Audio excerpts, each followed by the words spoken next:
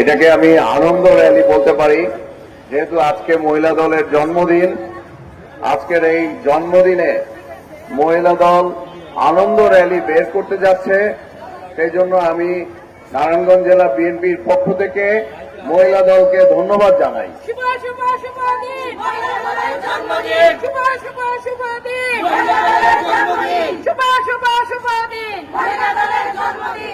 আজকের এই শুভ দিনে আমি শহীদ রাষ্ট্রপতি জিয়াউর রহমানকে স্মরণ করছি।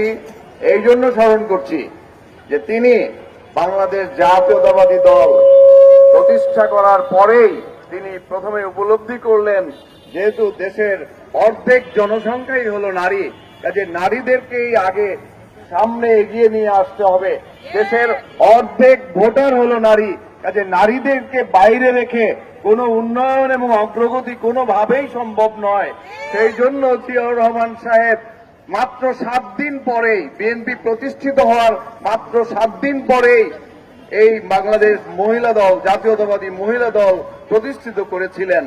সুতরাং মহিলা দল যারা করছেন তারা অত্যন্ত, আমি মনে করি, সম্মানিত।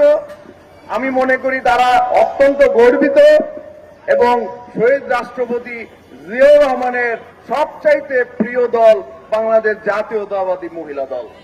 আমি নারায়ণগঞ্জ মহিলা দলকে ধন্যবাদ জানাই। যে কোনো সময়ের চাইতে বর্তমানে বাংলাদেশ জাতীয়তাবাদী মহিলা দল নারায়ণগঞ্জ জেলা শাখা অনেক বেশি সুসংগঠিত এবং অনেক বেশি শক্তিশালী। আমি এই মহিলা দলের সাফল্য কামনা করছি এবং আজকে যে 6.5 কোটি ভোটার সারা দেশে রয়েছে, আমাদের নারী ভোটার, সেই নারী ভোটারদের প্রতিনিধিত্ব করবে আমাদের এই মহিলা দল এবং তার চাইতেও সবচাইতে বেশি সুযোগ তারা পাবে নেতৃত্ব দেওয়ার, যদি তারা নিজেদেরকে নেতৃত্বের গুণের অধিকারী গড়ে তুলতে পারে।